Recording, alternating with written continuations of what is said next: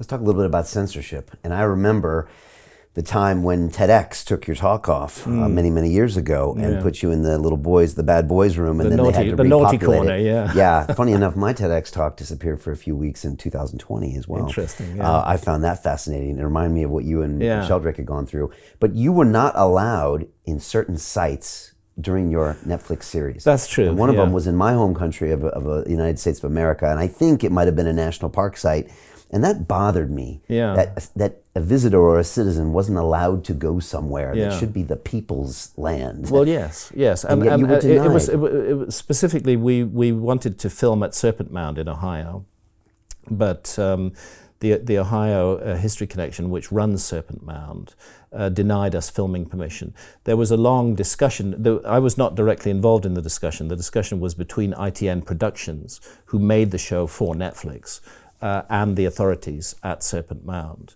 And the outcome of that discussion was, when it became clear to the authorities at Serpent Mound that I was presenting the show, they then wrote an email, which I've now put up on my website. It's in my blog, their entire email. And at the end of it, what they say is that filming permission is refused because Graham Hancock's view of Serpent Mound differs from our own. That's basically what they're saying. They're saying that because my view does not accord with their view, they're not going to allow me to film there. Now, to my mind, that is plain, straightforward censorship. And anybody who doubts that I was censored, just go to my website, just go to my blog, look for the title "For the Records" and for the record, and you will see reproduced the email that we received from the authorities at Serpent Mound, which undoubtedly, very clearly, in plain English, banned us from filming there because my views did not accord with theirs. And then they have now changing their narrative on this and saying now that they didn't say that, but you have the proof and you were in the series. I've got the proof in writing. Yeah. And that proof is just going to stay there on my website with "For the Record" as the headline, so that people can satisfy themselves that any spin that Serpent Mound authorities are putting on this today, trying to tell visitors, no, I wasn't banned or whatever, and I have heard reports of that. Any spin that they are putting on this can be quickly reconciled just by going and looking at their email. You told me you're no longer allowed to travel to Egypt as well. Well, I'm certainly not allowed to film in Egypt. We very much wanted to do an episode in Egypt. Egypt's been a very important part of my argument over the last 30 years. I was very keen to do one of the 8 episodes in Egypt. But unfortunately, again, rather like at Serpent Mound, when the Egyptian authorities learned that Graham Hancock would be presenting the episode, they immediately refused filming permission. I think there are a range of complicated reasons behind that. One of them is a senior Egyptologist called Zahid, who has had ministerial positions in the past. He was Minister of Culture, and he's now the primary advisor to the Egyptian government on anybody who requests filming permission. And I've had a long relationship with Zahid over many years. It's not always been unfriendly. We've had a few jokes together. In some ways, I quite like the man and his flamboyant ostentation. I enjoy it. And actually, he's a good speaker. But we had a debate arranged between he and I in 2015.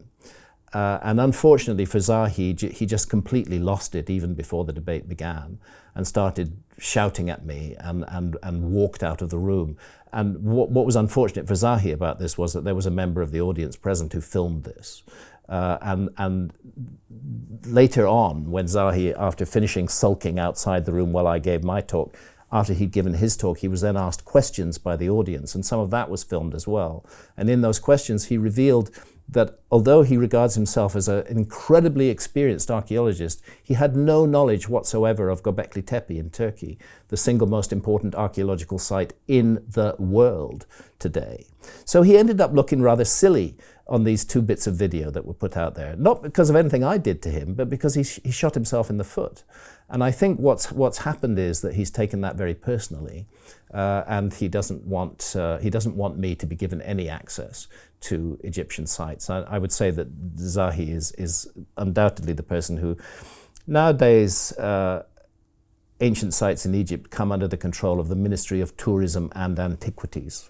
The two are connected, and Zahid and the Minister of Tourism are close friends. There's a photograph of them celebrating a birthday recently. So it's pretty clear that this is why I got banned.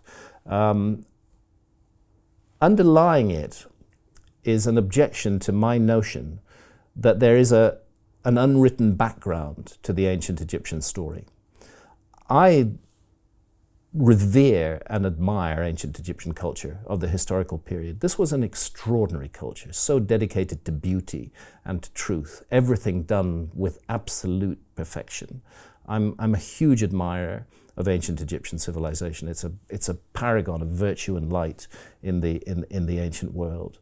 But to deny that it has a background, in my view, is a mistake, because the ancient Egyptians themselves made it very clear in their traditions that there was a background. And they spoke of a remote period, which they called Zep Tepi, the first time, when the gods, quote unquote, came to Egypt and brought civilization to Egypt and began to build sacred mounds all around the land of Egypt. And those sacred mounds would become the places upon which all future temples and pyramids would be built. So I actually am very happy to say that the ancient Egyptians of the historical period were the primary builders of the Great Pyramid and of the 3 pyramids of Giza, but that those pyramids stand on older platforms, and deep underneath the Great Pyramid is a subterranean chamber 100 feet vertically beneath the base of the Great Pyramid. I think that particular site goes back 12,500 years, and the pyramids then honor and overbuild and respect that much later with knowledge that had been passed down.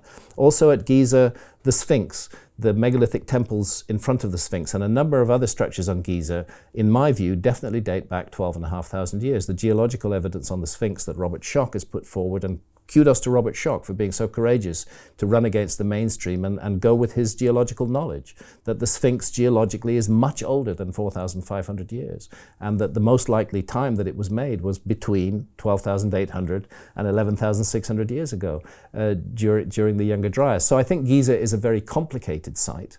I think some of it's very ancient. Some of it was indeed built by the majestic builders that we know as the ancient Egyptians of the historical period, but that, as they themselves said, their knowledge, their understanding of geometry, their ability to make fantastically accurate observations of the heavens, this was all a legacy that came down to them from remotest antiquity. And so my dear friend, the late, great John Anthony West, who was just the most fantastic opponent of rigid mainstream Egyptology.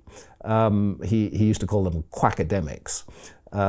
John makes a point that ancient Egyptian civilization is not a development, it's a legacy. It's a legacy. And by following that point and by making that point about ancient Egypt, as I have done many times before, referring to ancient Egyptian traditions that speak of this legacy, this is what annoys archaeologists and Egyptologists. They claim that I'm stealing the credit for ancient Egyptian achievements for the ancient Egyptians. No, I'm not. I'm just saying that the origins of that knowledge are far older than Egyptologists are presently prepared to allow. It seems to me that your views would just bring more interest in these sites and more tourists and more excitement about the past, which is what everybody in this industry wants. Everybody wants excitement about the past. And this is another problem I have with archaeology, is that they seem to have dedicated themselves to draining the lifeblood out of the past, to find whatever is narrow and limited and doesn't speak widely in the past and focus on that. And not focus on the beauty and the truth and the magnificence and the mystery of the past. It's as though mystery is some kind of enemy that archaeologists wish to dispose of, and they go to great lengths to dispose of it and to just drain the blood out of the past. And it's most unfortunate because the past is mysterious. I've said that during the time when we have documents, the past is less mysterious than it was from the time when we don't have documents. But even from the time when we have documents, there are so many gaps, so many missing bits of the picture, that we should always be open to mystery in the past. We should not, our project should not be to deprive the past of mystery. It's to understand why that mystery is there and what it means.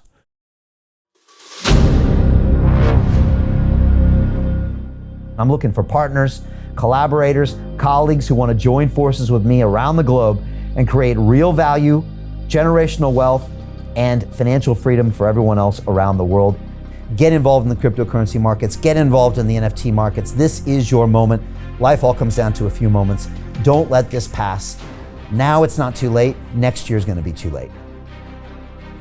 Ultimately, this is about freedom. That's the way I see it.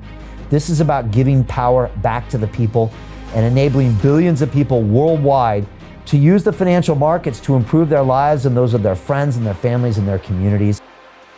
Honestly, I think it's a violation of human rights not to allow people basic access to financial services. Because right now people are being kept in the dark, they're being robbed of education, and it's a travesty. And so I'm looking for people that want to join me and be a part of this solution. And that all happens inside the DeFi Academy. The gains my students are making are absolutely amazing. Double, triple digit gains in the first month alone. That's amazing. This will change your life. Now is the time to get involved. I'm gonna tell you exactly how my students in my academy made money in the last 30 days. I'm talking about real trading results. And let me just whet your appetite a little bit. Let me hit you with some numbers. I'm talking Brendan from New Zealand is up 68.77% on the month. Steve from Europe up 83%. Albert in Singapore up 169.9% on one single trade. I got Susan up 153% on her call options alone. Also rocking 139% returns and 442% returns as well on individual trades. These are people that are changing their financial future in the last 30 days, but it's based on trading discipline. I've graduated over 500 students from inside my academy from over 54 countries around the world. It's amazing.